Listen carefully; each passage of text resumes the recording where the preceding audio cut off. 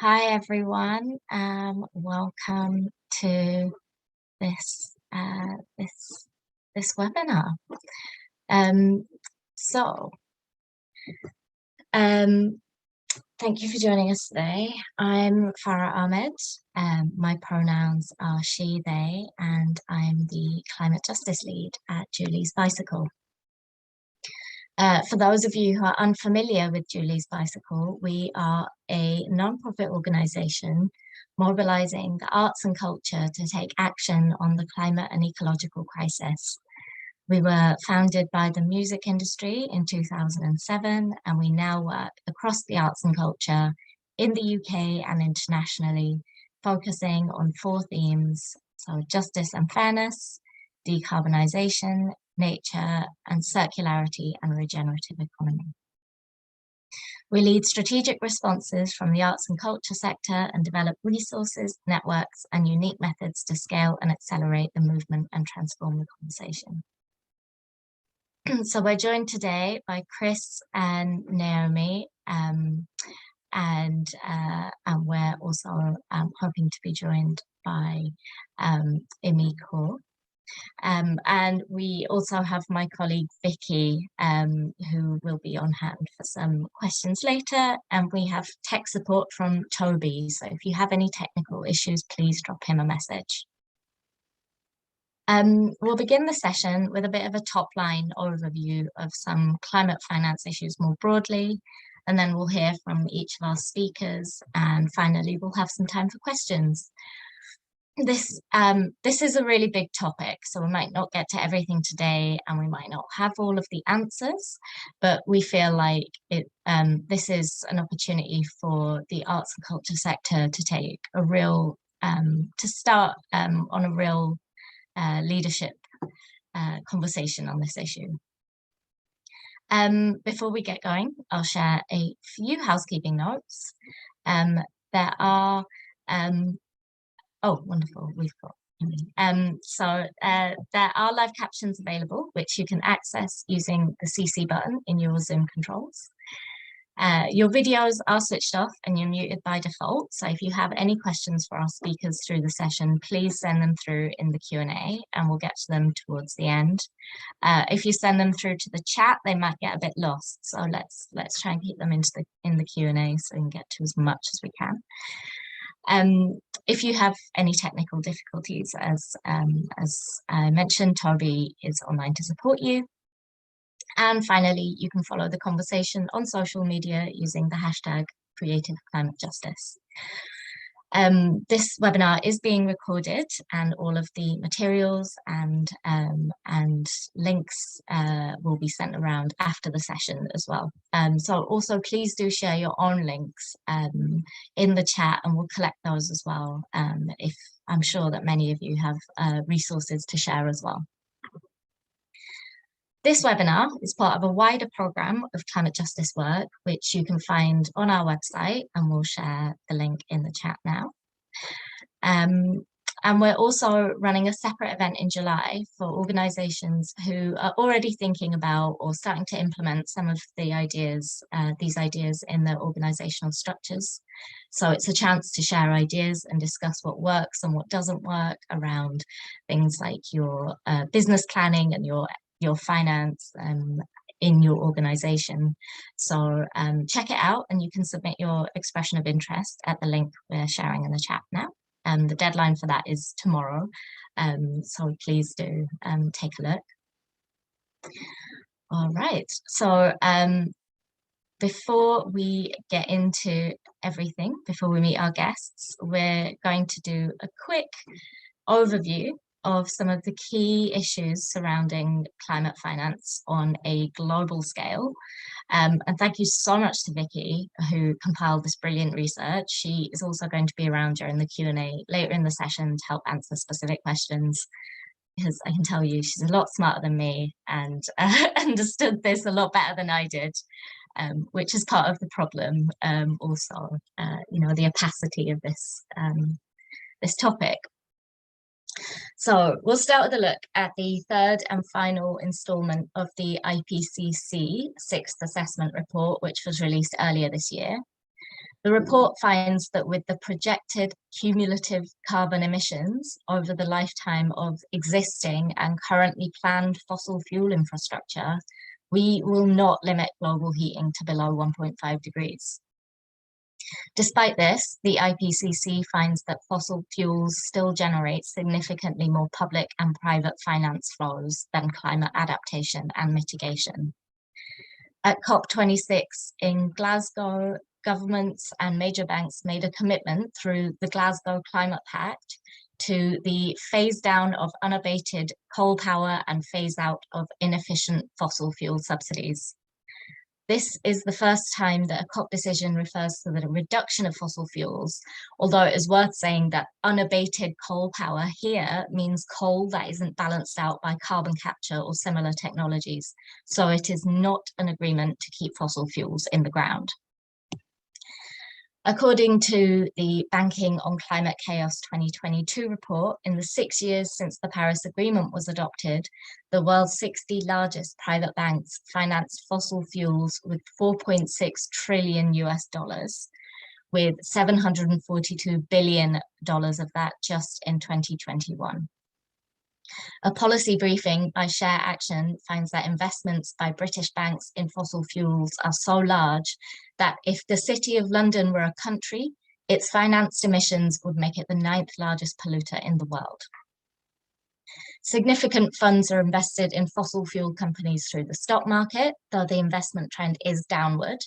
Carbon Tracker finds that fossil fuel producers and subsector shares have underperformed compared to clean tech and renewable companies.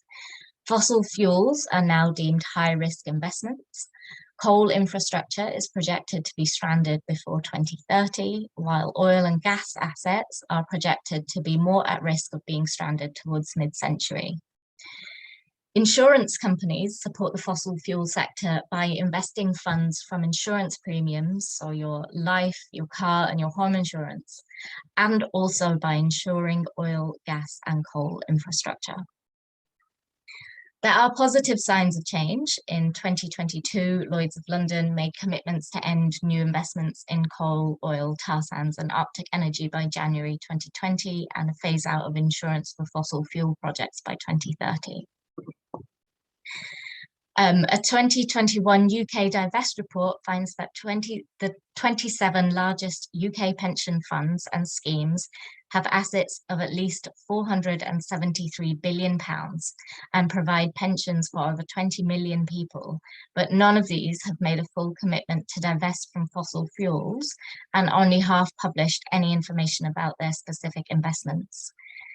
Local government pensions in the UK hold nearly £10 billion of investments in coal, gas and oil, despite 75% of local authorities declaring a climate emergency. For the majority of councils, their biggest carbon emissions come from pension investments. Divestment is possible. There are pension providers who have made public commitments to divest in fossil fuels, and there are several funds that have worked towards the triple bottom line of ensuring that investments meet positive local, social, and environmental contributions through social housing, community regeneration, and clean energy, for example, alongside sustainable income for fund members. According to the International Monetary Fund, globally, fossil fuel subsidies were $5.9 trillion, or 6.8% of GDP in 2020, and are expected to increase to 7.4% of GDP in 2025. This happens in multiple ways. Some explicit subsidies are where retail costs for fossil fuel products are artificially depressed to support dependence. So people buy it because it's cheap. Implicit subsidies are external costs, like those related to emissions, pollution, and health. For example, we pay for disaster relief for extreme weather events caused by burning fossil fuels through our taxes and aid, while the fossil fuel companies continue to profit and those least responsible continue to bear the brunt. Onto philanthropy. According to research from ClimateWorks, funding for climate mitigation represents around 2% of global philanthropy, totaling an estimated $6 to $10 billion in 2020, and only a tiny proportion of that money is specifically directed at Black, Indigenous, and people of color-led climate and environmental justice organizations. The Edge Fund and UNRISD recently shared a report Beyond 2%, which outlines the need for a shift away from climate philanthropy towards a climate justice philanthropy that acknowledges that there can be no low carbon transition without justice. And of course, sponsorship is also a huge issue for arts organizations. In the face of increasing public backlash, extractive industries often donate large sums to cultural institutions, what we call art washing. Polluters like Shell, BP, Adani, and Equinor have deals with some of our major institutions in Britain. There are huge shifts happening all around the world in resisting this sponsorship, which our wonderful guest, Chris, will go into more detail on. There's a lot of information there, and obviously it's a lot to digest in one go, but what we will be doing is putting all of this along with all of the links and more resources onto our website afterwards as a blog. But we just wanted to share some of the real big things that are happening in the world before we hand over to our guests. So first up, we've got Chris Garrett, who is the co-director of Culture Unstained, a campaign and research organization which aims to end fossil fuel sponsorship of culture and promote ethical funding of the arts. I will hand over to you, Chris. Great, thank you, Farah, and yeah, thank you for inviting me to contribute to this webinar. It's just really exciting to be having this conversation at this moment in time. And I've got just a few slides which will hopefully just give some illustration to Culture Unstained and what we do. And yeah, and my pronouns are he or they. So as far as mentioned, Culture Unstained, we're an organisation that has existed for around 6 or 7 years now, and we undertake campaigns and research work with the aim of ending fossil fuel sponsorship and funding of art and culture. And we emerged, like I say, around 2015, when there were lots of grassroots creative protest groups like Liberate Tate and BP or Not BP, Shell Out Sounds, doing these amazing protests and actions in our galleries, museums and other cultural spaces. And what we recognised as an organisation and what Platform, another organisation had been doing related work before us, was that in order to catalyse a kind of shift in the cultural sector, we needed to bring people with us. We needed to build these kind of wider coalitions and involve the people working in the cultural sector in this campaigning work. And really think about who those different kind of stakeholders are, who are the different people who should be part of these alliances.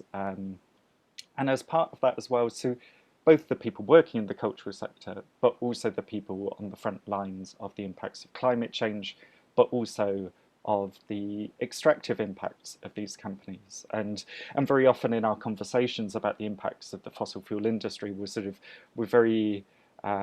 gravitate towards the question of the Paris Climate Agreement and the targets and so on. But the reality is a company like BP, given its impacts on communities in places like West Papua or the Gulf Coast in the US, are they an acceptable company for our major museums to be working with, even on that basis, given their impact on people's access to clean water, human rights, and so on? So like I say, as part of our work, alongside really trying to bring about the end of these major sponsorship deals, we also try and promote just kind of thinking about climate justice and ethics as part of how we fundraise and fund our work in arts and culture as well. And like I say, I've just got a few slides which will hopefully just illustrate the kind of issues that I'm talking about. So this first slide is just to give you a flavour of the particular issue that we focus on. And the reason companies like BP, Shell, Equinor, and Adani sponsor our cultural institutions is to shore up what's called their social license to operate. It's a very cheap and effective way for these companies with billion-dollar budgets to give what is to them their loose change to a few cultural institutions and insert their name and their brand into cultural activity. So when they meet with policymakers and politicians, rather than them associating BP with the Gulf of Mexico oil spill or Equinor with the fact it's actually increasing its production of oil right now, it associates them with culture and philanthropy, and this sense that these are the companies that are supporting society and integral to it. So it kind of works on this level of almost being a form of cheap advertising, I guess. But behind these kind of pieces of branding, particularly at somewhere like the British Museum, you'll often have these business receptions, VIP exhibition launches, and that's where members of these companies will sit down and meet policymakers over a glass of wine, and some of this lobbying plays out. And the thing is, we know targeting these relationships and trying to bring about this shift is effective and does have an impact. And we know from some of the research we've done that BP has met members of the government and complained directly to government about all the opposition that's faced over its sponsorship deals. This is just to give you a sense of the kind of work we do, and what we're really focused on currently is around the Science Museum, which has relationships with 4 major fossil fuel producing companies. So we do a lot of freedom of information work, and as part of that we uncovered how the Science Museum, in its contract with both, firstly Shell, the oil company, and now Adani, a major coal producing conglomerate, had signed up to effectively a gagging clause. So these kind of sponsorship deals really push into fundamental ethical issues about how our museums and cultural institutions are run. We also work in partnership with others, so we collaborated with other organisations and frontline communities so that they could raise their objections to the Science Museum about having signed this new sponsorship deal with Adani, who will be the sponsor of a new gallery about climate change, even though they're creating new coal mines and coal-fired power stations in India, Australia and Indonesia. And then with some of our kind of coalition partners, we brought this ad van outside the Science Museum and showed films from those communities. So we brought their voice directly to the door of the Science Museum. So that just gives a sense of some of the pieces of work we've done, like I say, over the last 5 or 6 years. And it's this combination of pieces and working with these different groups that I think has made us, as part of this much wider movement of campaign groups, quite effective. And this is just to give a sense, and there are many more cultural institutions which have now ended these partnerships. So here you can see the National Theatre, which, along with the South Bank Centre, the BFI, all ended their partnerships with Shell. And what's significant about that is that Shell's headquarters are on the same site next to them on the South Bank. The National Gallery at the bottom has ended its partnership with Shell. Very recently, the National Portrait Gallery at the top there has ended its 30-year partnership with BP. At the bottom, the Royal Shakespeare Company ended its sponsorship deal with BP mid-contract, and the list goes on and on. Edinburgh International Festival, Scottish Ballet, Edinburgh Science Festival, and with each new announcement, it's shifting the discursive space in which we think about the fossil fuel industry and about their activity. And no longer are they being given this kind of endorsement of their business, which we know is pushing us deeper into climate change. These cultural institutions, by articulating their values about climate justice, are really turning the tide. So I will probably just stop there. And yeah, look forward to hearing from the others and the discussion. Great, thank you so much, Chris. And yeah, please, as mentioned, send your questions through into the Q&A and we'll get to them in the discussion at the end. We'll go now to Naomi. So Naomi Alexandra Naidu is Head of Movement and Partnerships at Chain, a global nonprofit supporting survivors of abuse across borders. Chain creates open online resources and services for survivors that are trauma-informed, intersectional, multilingual, and feminist.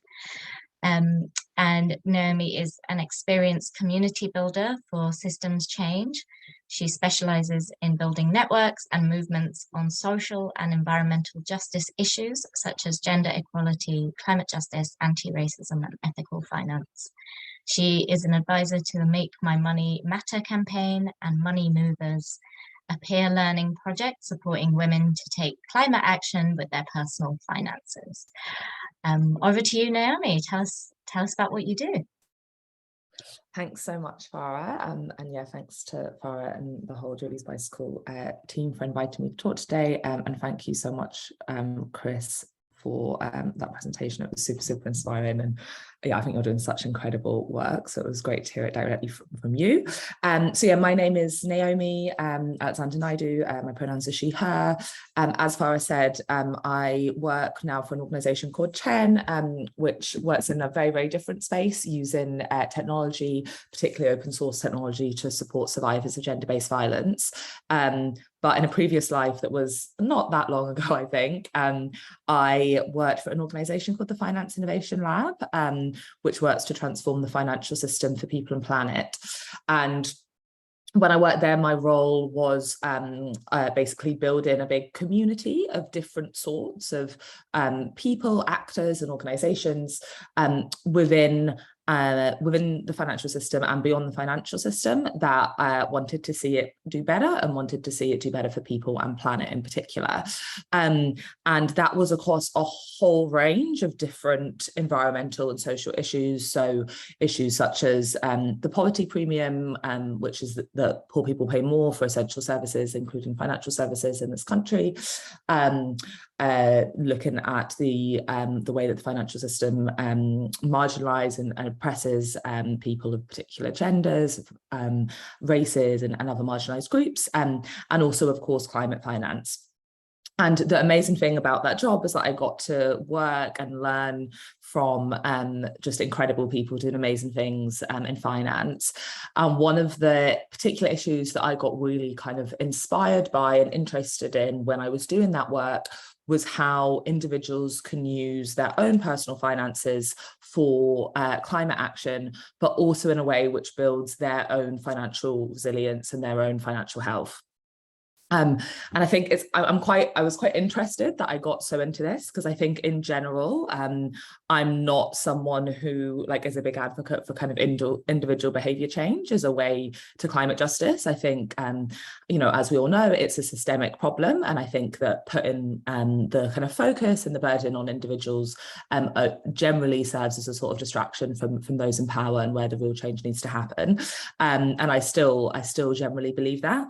But I do think that finance is one area where it really does also make sense to focus on individuals, not only in terms of behavior, but in terms of the collective power that we all have. And there's a few different reasons for that. One is that when you look at the kind of environmental impacts and social impacts of our finances, for many of us, it's the biggest in comparison to all of the other aspects of our lives. And that can be quite surprising for people.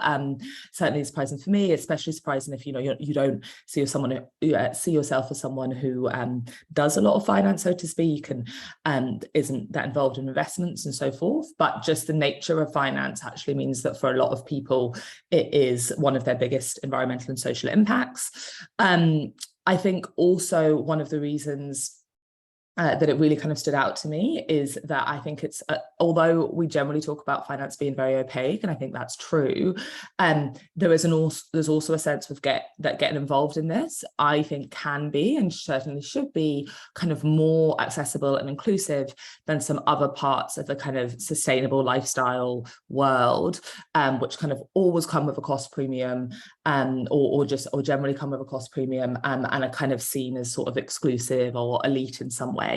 And that's because, as I kind of said at the beginning, actually, I think involving people in their finances and getting them to think about how that relates to climate change can also support their own financial resilience and financial health. And then finally, I think it's an area where you can really see the links between the individuals and the system. And pensions is one of those areas where that's certainly the case. Individual pension savers in the UK make up, I think, over about £2.6 billion. And that's just, everyday ordinary people like me and you. And while that's not the whole financial system, it's a big part of it. So kind of two initiatives that I'll speak about that I'm still involved with that work in this area are Make My Money Matter. They are a campaign all about how we can use our pensions for good. And at the moment, they're specifically focused on climate and on deforestation. And what they encourage people to do is really to contact their pension providers and kind of push pension providers into making bold and ambitious climate commitments. And they're also looking at kind of moving into doing more work in banking and in other areas as well. I'm also involved with an amazing initiative called Money Movers, which is a joint initiative kind of initially incubated by Friends of the Earth in partnership with Huddlecraft, who are a fantastic peer learning organisation. And what they've basically done is built a kind of peer learning program, which supports specifically women to learn and talk together about the impact their finances can have on the world. And they essentially use different sort of peer coaching techniques and facilitation techniques to tackle this issue, which, as we've said, is generally seen as very complex, very inaccessible, but actually just through the power of conversation, you can learn a lot and you can get a lot done. That initiative is specifically focused on women, and that's for a few different reasons. So one is when you look at the kind of intersection of finance and climate, or finance and impact, generally women are a lot more kind of engaged in wanting to use their money for good, wanting to use their investments for good. And so it's a sort of great place to start because you already have a really captive audience there. But it's also because in general, if you look at investments and the financial system, there is still there's a big gender gap. So we talk a lot about the gender pay gap, but we talk less about the gender investment gap, gender pension gaps, how much money do women have in their pensions, how much are women invest in. There's a lot of gender inequality there. And so by focusing on women and the way that they can use their finances for good, we can kind of tackle two problems in one, which is both that kind of gender finance gap and climate action at the same time. So yeah, hopefully that gives you a little bit of an overview of some of the stuff I've been up to, and looking forward to discussing more in the Q&A. Thank you so much. That was all super interesting, and I'm excited to hear a bit more and get into that a bit more in the discussion. And we're also joined by Imi Kaur. So Imi is the co-founder and director of Civic Square. Civic Square is a public space, a neighborhood lab, and a creative and participatory platform focused on regenerative civic and social infrastructure within neighborhoods. Imi is part of a creative and dynamic leadership team who work alongside the local neighborhood to offer a bold approach to visioning, building, and investing in civic infrastructure for neighborhoods of the future. And I'll hand over to you, Imi. Thank you so much, and thanks everybody for having me. I will show a couple of slides because I think that we've taken a rather unconventional approach to really getting into this space of talking around finance, and I just want to kind of explain a little bit for a few minutes before in the Q&A we can go into detail. So we're Civic Square and we're really interested in civic infrastructure, and I guess my activist background that is very in solidarity with the two speakers who've spoken before, around the kind of huge systemic shifts and practical everyday actions we can shift has really brought us to this place. But I want to really make sure that it's clear that I'm not an economist or a financier or got a big history in any of those things, and actually that's been quite useful because it's been able to allow me to ask questions that I guess I didn't know I was allowed to ask. So we're trying to build civic infrastructure to support the transition we're in. We believe in this idea of really deeply democratizing the agency, the confidence, the skills, the finance, the governance, right down to a neighbourhood scale to enable people to take the lead in their own transitions. And there's a whole big story I could talk about why I don't think that we've ever made huge shifts in society through big periods of time without doing that. And the GPs at the scale of the large NHS in making access to health at your doorstep, or the community libraries in comparison to the big city ones that were first invested in when we weren't in this horrific government that stripped it all back, or if we're talking about Sure Start centres compared to like your big maternity and post having a child services. These were all democratized to a neighborhood scale. It's at that scale you can access so much of this. And over this time, we've been part of a collective that have been thinking about how you democratize that agency, that ownership, stewardship, that finance piece called 00. And we grew from a movement of young people starting our own TEDx 12 years ago, and we then built something called Impact Hub Birmingham. Through building the hub, and we learned a number of different things around the land contract, around how things are governed and financed. And I want to just share this slide just to ignore all the writing, but just to give you a sense of what it is we're doing, because I think there's no way really to understand this without me sharing this a little bit. So we've got this large neighbourhood and large movement over the last 12 years of people across the system interested in what it means to create more democratic, just, equitable places. We're working at the scale of the neighbourhood. And in everything we've ever done, we've always seen that there's been 3 massive ingredients in that work. Ignore all the details, but just look at the right-hand side. This is basically how we are working. So you've got huge challenges in the climate transition. The one I'll talk to you about later in the Q&A will be around our TransCap work, which is really focused on how we take the issue of retrofit and use that as a chance to build a renaissance of jobs, skills, democratising agency skills, finance, so on and so on, to the street level, rather than a top-down, extractive, privatised model. And in every project we've ever done, whether it was setting up the hub and seeing this amazing creative community and the power of spaces and the power of bringing big, bold climate justice ideas into the everyday in ways we could both challenge through activism, be propositional through activism and opposition to current things that we don't like, i.e.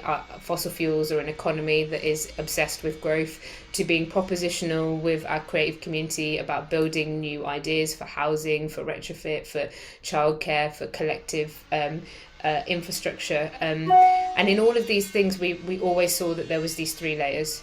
This idea of the dark matter, the things that sit underneath the surface that stop our projects and our ideas from going anywhere. They are the governance, they are the land contract, they are how things are financed, they are the goals of our economy, there are all the things that we can't see, the way our high streets are owned, but actually impact whether we're all stuck in meanwhile spaces forever, whether our projects are really going into deep transformational impact or not. The second layer of this was where the artists come in, and I think it's really important. We had this deep, bold, visionary, creative, artistic community with tons of ideas about how this revolution could be irresistible, could be collective, could be mutual, consistently building new future possibilities far beyond our lifetimes, and big, bold visions. So we knew that the dream matter also mattered in this, and that it was actually at the forefront of how we build a new world. And then in the everyday, we had to bring that into practice, into things that people could see, touch, feel. And so currently we're working in that exact way, and finance is one of the core things that we talk about in the dark matter. Finance, governance, ownership/stewardship become huge questions about how anything can go forward. So for us, we did a lot of that activism in the last 10 years about things that we believe need to be different in the economy and in our financial systems. And now what we're trying to do is really build that in practice through projects like how might we transition our neighbourhoods through retrofitting and insulating our homes? How might we turn this building into a collective long-term asset in perpetuity? How might it be governed? How might it be financed? finance, and we're building the new models and financial instruments and ideas to support that. And secondly, we're working alongside the Donor Economics Action Lab to really look at what it means to build a compass that allows us to look at both the goals that people and the things that people need to survive and the planet needs. And so we're working on building a donor economics framework for the neighbourhood, so we can really track our progress against things within our planetary life supporting systems and within the social systems that people and how they interact and interdepend, and how you then finance those things, because currently we're not thinking about how you finance those in holistic ways. They're in incredibly siloed ways, and I can talk again about our trees as infrastructure project that looks at how trees are accounted for by councils, hence why we keep planting them and then chopping them down, and how so much of the issues that we currently see are part of this dark matter problem that we talk about. But anyway, I'm not going to go into too many more slides now, because I could tell you loads about particularly the street transitions work, where we're actually looking at how to finance a lot of these pieces. But for us, I guess the phase of work we're in is one now where we have been a young, loud, convivial, bold movement, angry about the economy, shouting about how things are financed and needing to be changed, very much full of dreams and ideas about what could be possible around the transition being this moment of deep renaissance and reset and rebuild, and but actually not just sort of dreaming it and writing it down. We're trying to physically build it street by street in Ladywood and Birmingham. And so I've got loads of examples of that, and I'll put my slide into the presentation so you can see these pictures and the work that we're doing and what we mean by taking a dull, boring challenge like the fact that 2 out of 3 homes need to be retrofitted in the next 10 years in order for us to have any chance of being okay, and that we're miles and miles behind. And then we've designed a whole project around how we can do that, how we can reimagine the finance, the governance, how we can invest in it, how we can look at skills, jobs, participation. And then we're literally out on the street every weekend building that, and then working with partners like Dark Matter Labs to design the finance. And I guess the reason why I said yes to today is because I do genuinely believe that this is the shift that a lot of us need to make, because we need to make plausible the possibilities that we are all talking about, and the opposition we feel to big systems. We can channel a lot of that energy also into creating propositional work that shows different realities in practice. And so that's the work that I'm engaged in, and I look forward to talking more. And I've shared all the slides so you can see all the detail of this project more quickly, because I've no way I'll have time to talk about it. Thanks very much. Thank you, Imi. The work that Civic Square do is so broad and deep and interesting. So yeah, I'd encourage everyone to take a look. We've got time for a couple of questions, so please do share them through in the Q&A. We've got one for Chris to get us started. When these arts and culture organisations end their sponsorship with unethical, polluting businesses like Shell or BP, which I think we can all agree is a good thing, what happens to the funding gap that creates? I know that these are big organisations like the National Portrait Gallery, but a lot of these organisations don't receive Arts Council England or statutory funding. Chris, what happens? Yeah, I guess there's like a distinction between the sort of scale and format of some of these organisations, and the kind of larger ones like Tate, Royal Shakespeare Company, National Portrait Gallery, where those partnerships have ended. We're sort of talking about a different scale of budget. I guess there, at least with the national museums, the national institutions, there is that kind of direct state funding there as well. That's not to say that turning down a sponsor or rejecting a source of funding is an easy thing to do. And I think in the campaigning we do, we always really try and take care to not suggest that doing that is a simple thing to do. But the kind of, I guess the throwback is then for the strategic leadership, for the boards, for the governance teams to step up and plan that if we're going to declare a climate emergency, if we're going to say that climate change and climate justice is core to our values, we need to like kind of in the ways that we've just heard about, think about this issue holistically. We need to think about the work we're programming, we need to think about our operational impact, and we need to include finance in that. And it is entirely possible where there are these development teams to plan ahead. In the case of the British Museum, where they've got a 5-year sponsorship with BP, to think, okay, what's going to happen at the end of this sponsorship deal? What are the things we need to put in place to shift and to safeguard the kind of jobs?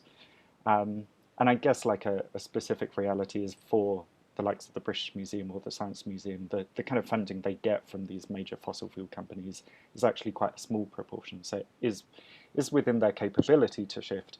But yes, it does take the kind of intention and the leadership from those at the top to do it. And sometimes that's what's lacking. Thanks, Chris. And so I actually have a question for Imi. So, you know, quite often we talk about bigger organizations taking, it being sometimes, or we're told it's harder for bigger organizations who have multiple complex and sometimes, again, quite opaque systems and processes. You know, it takes a lot more for them to shift quickly. And with that same kind of intention, what can they learn from smaller and more dynamic and autonomous organizations like you, who might be able to consider transformation in a bit of a more nimble way? Yeah, I guess I say this with a lot of humility, to be honest. 12 years ago, me, 20 something year old me, maybe I won't give my age away yet, was very bold about what I thought about what everybody else was doing. Probably quite loose-lipped, and very kind of focused on what I believed was possible. And on the one hand, that was incredibly helpful, right? And helped us to build and push through so many things. So before I answer that question, I want to say, even now, going from 6 to 20 people, I have been hugely humbled by what it takes in this current economy, in this current government, particularly of people who are of the diaspora, who are watching their homelands be ravaged by the impact of climate breakdown. In order to keep going and to keep building 10 or 12 or 15 years later, I have endless respect for the tons of peers I get to work with.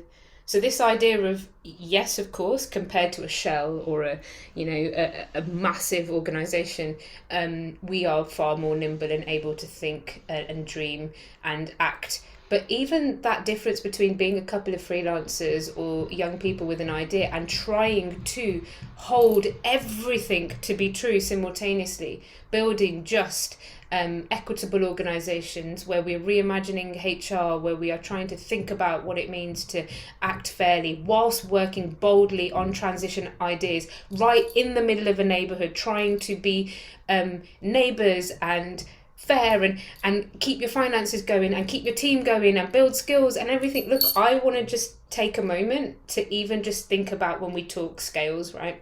So there's this whole scale of like what we mean by small and what we mean by like all the things we believe about how the world should act and trying to embody them in the everyday. And I've been hugely humbled by it.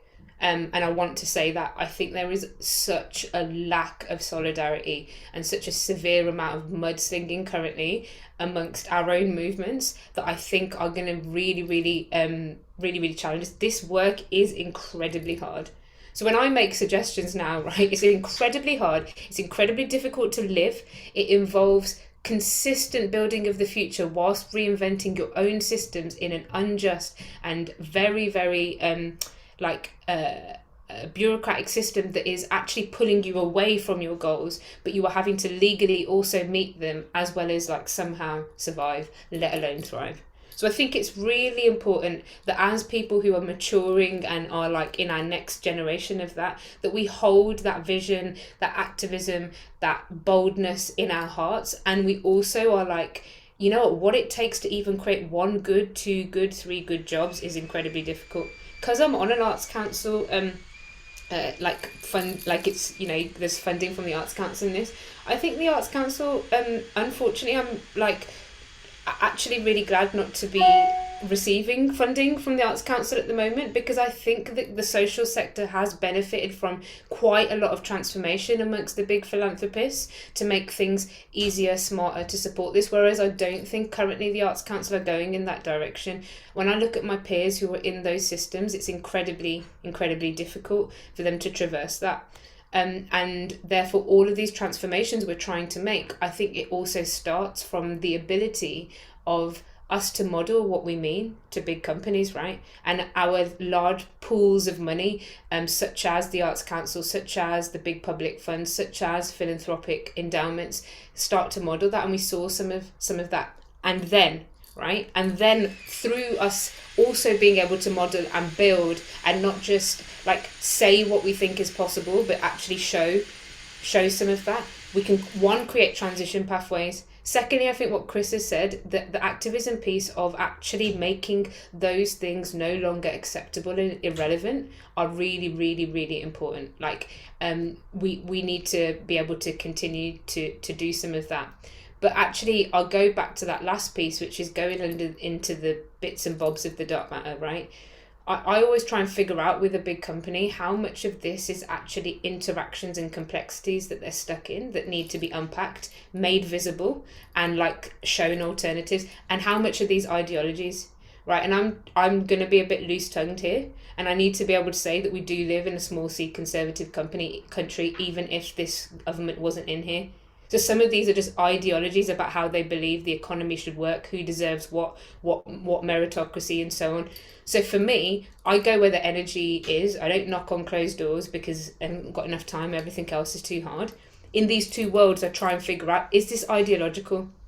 Is this a very different idea of what we believe the purpose of the economy is, what meritocracy, jobs, how society should work? And if that company's working in that direction, I'm not even gonna try there, right?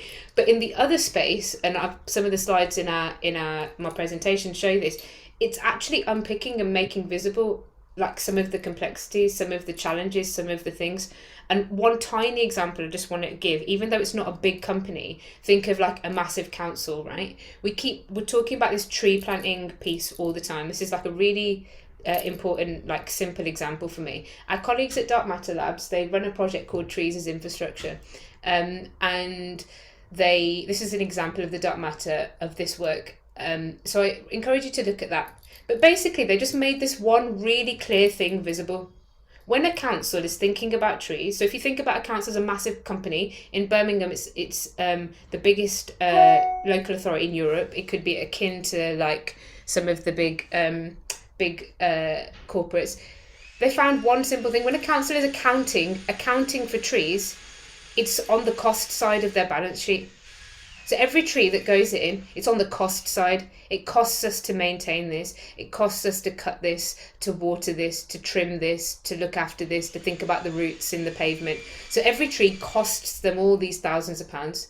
When they make cuts, like you saw that horrible thing in Sheffield where they chopped down hundreds of trees, and everybody was like, oh, how can you talk about climate emergency and not be doing that?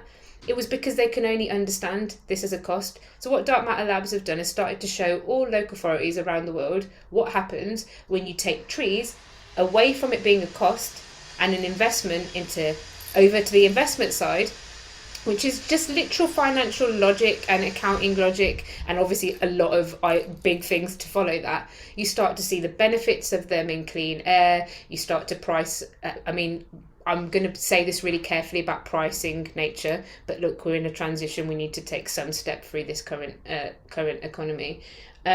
What happens, the tree canopy cover they provide, the carbon sequestration they provide, when you start to see the cost and the benefit to health, to the built environment, to the city, and it's on the other side, there's a completely different conversation. So what I'm saying, and this is a very long answer because I'm a very humbled human now, and I don't go knocking on closed doors.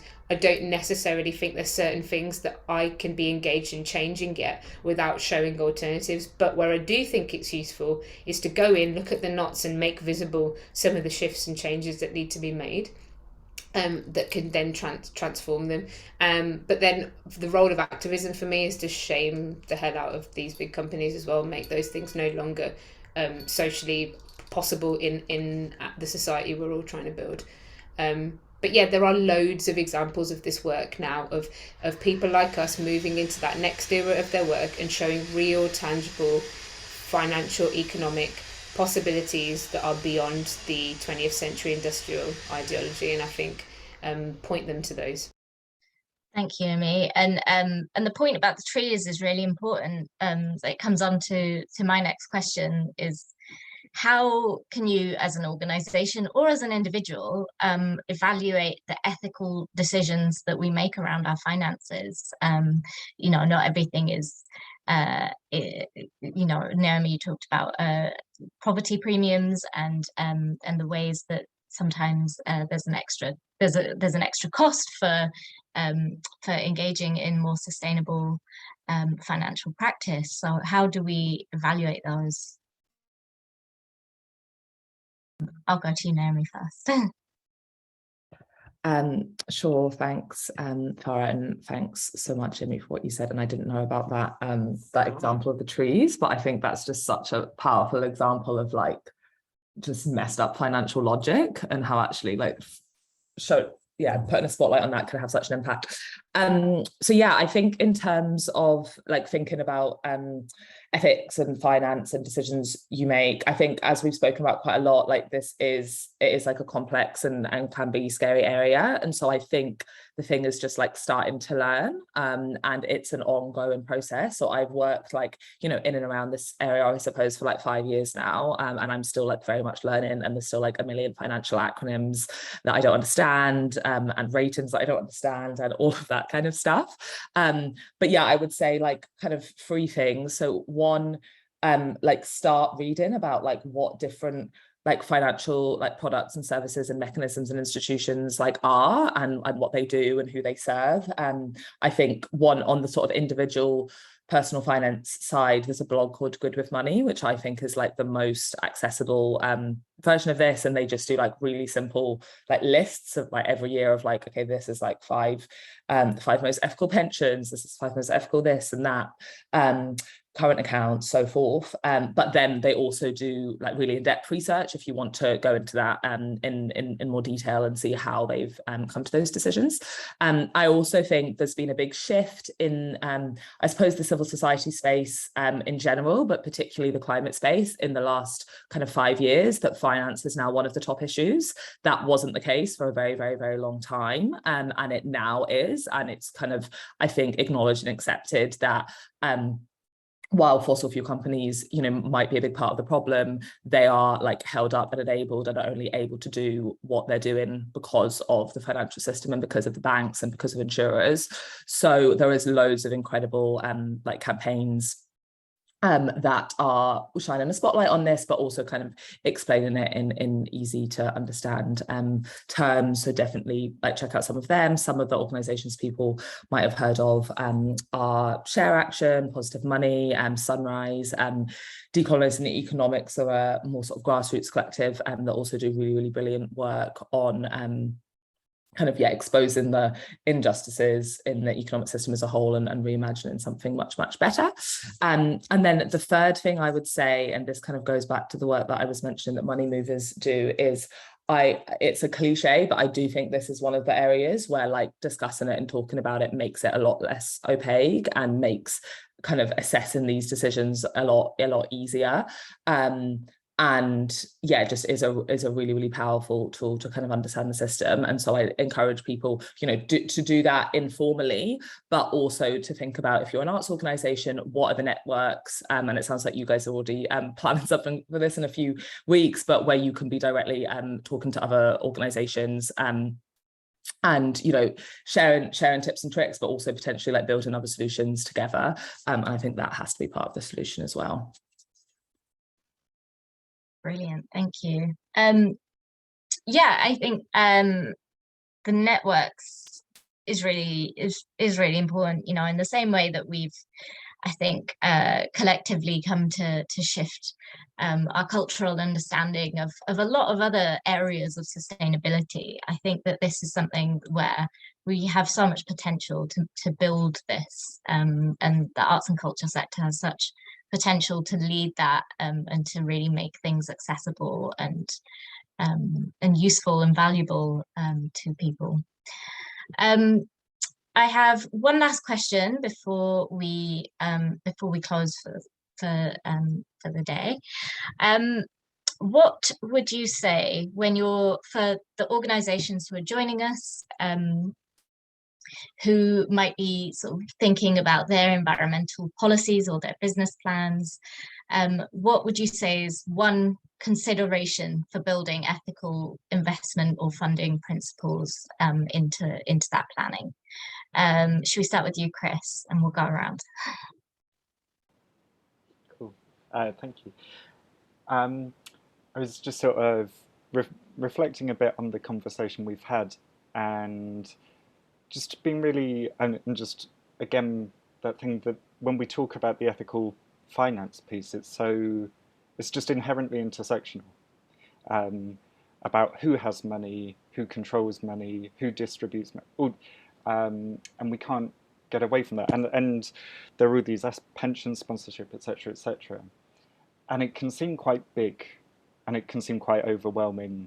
And I think for whatever size of organisation is to really start where we're at. And in conversations I've had over the years, I often find people are already doing this thinking and doing this work. And sometimes it's to say, well, let's write it down, let's codify it, let's set aside an hour over a lunch break or whenever it might be with your team, talk about it and be like, oh, we've just always assumed these are our values or our ethics, but just to codify it and to communicate it in a really powerful way. And I always point to Live Art Development Agency because their ethical fundraising policy, or their ethics policy generally, is just like, I think is a creative piece of writing.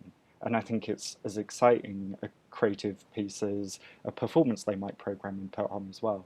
And I think we can really just start with the work that already just happens anyway, and then build upon it, add a bit on. And it's these kind of things, like I was saying at the start, ending these sponsorship deals on that scale changes the discursive space. It helps to kind of shift the conversation. And actually just by kind of codifying and communicating the really exciting kind of thinking and work that's happening around this issue already, that's going to further shift that conversation as well. So yeah, start where you're at. Great, thank you.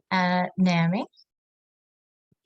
Yeah, and thanks, Chris. I will squeeze in two, if you'll forgive me. But the first, I think, is that like to involve your employees in it, regardless of the size of your organization. I think it's very easy to think that like, oh, this would be something that would just be the function of finance. But I don't think that's kind of faithful to like the level of change required. And I think also that is like missing out on an opportunity to do something which is, as Emma was talking about, more imaginative and more like transformational. So I think that it should be something that involves, you know, the entire organization and that you get input from people across the organization.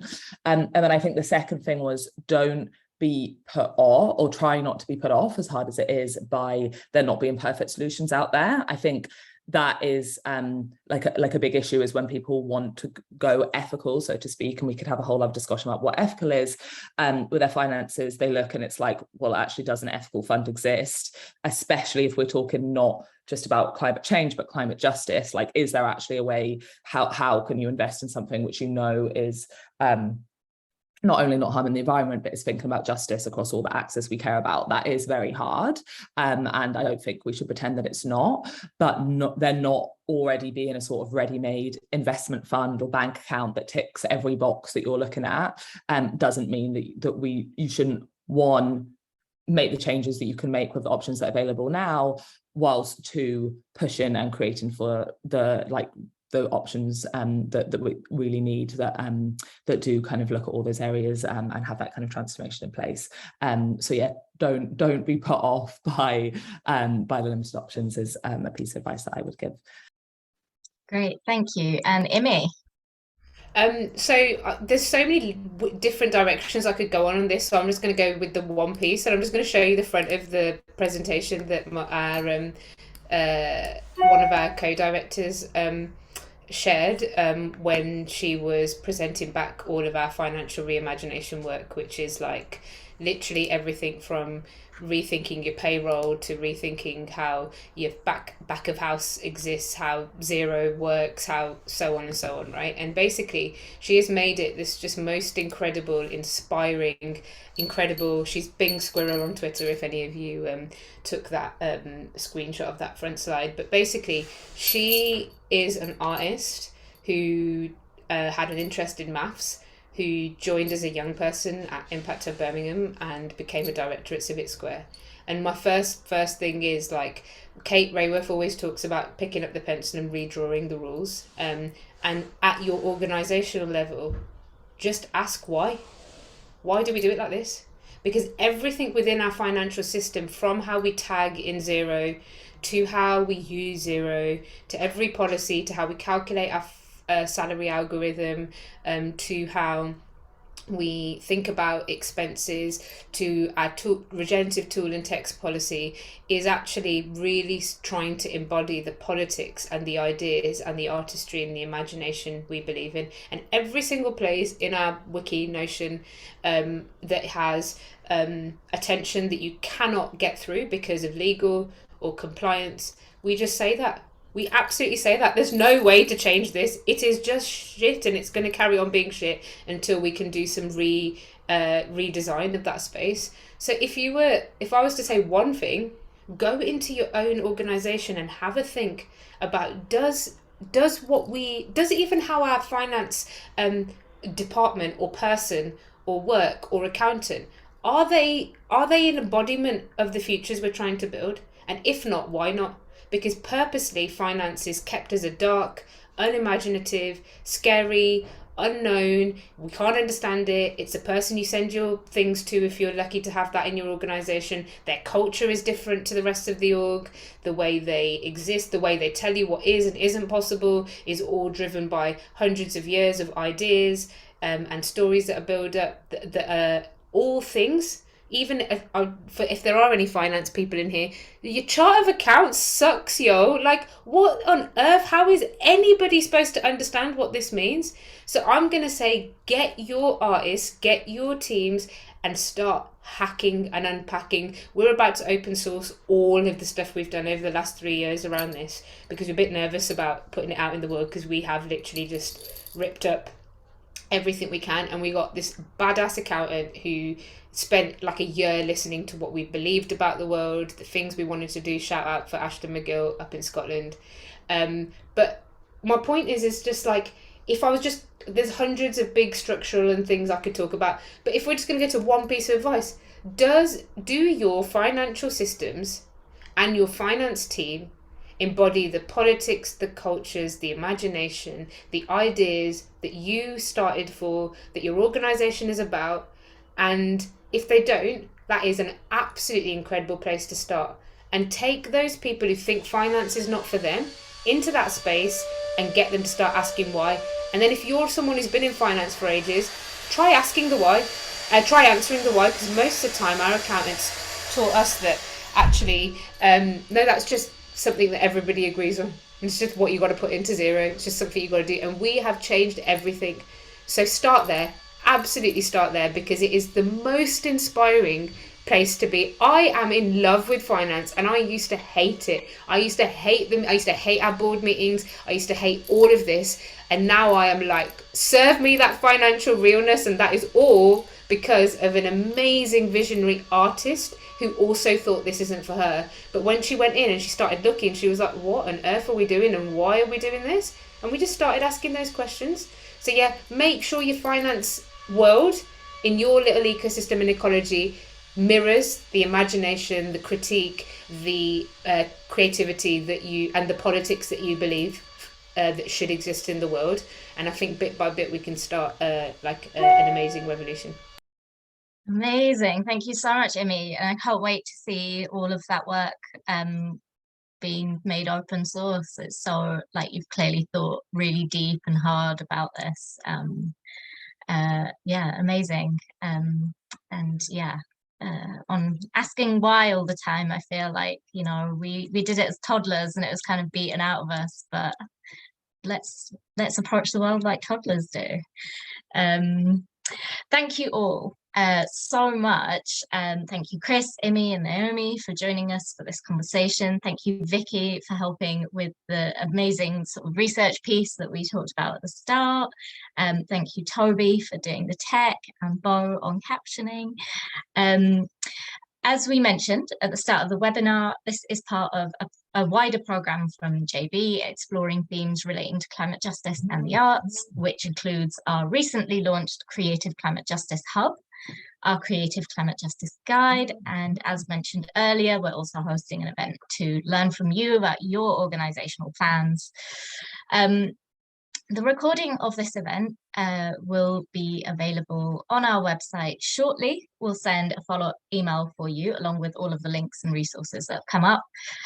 There is a short feedback survey link in the chat. We'd be really grateful if you could spare a moment to fill that out and help us to keep improving our event offerings. Keep an eye out, as always, for our new resources and events by following JB on social media at Julie's Bicycle most places, and following the hashtag Creative Climate Justice, and by signing up to our mailing list. So that's all. Thank you all so much. And yeah, we're really grateful for everyone joining us.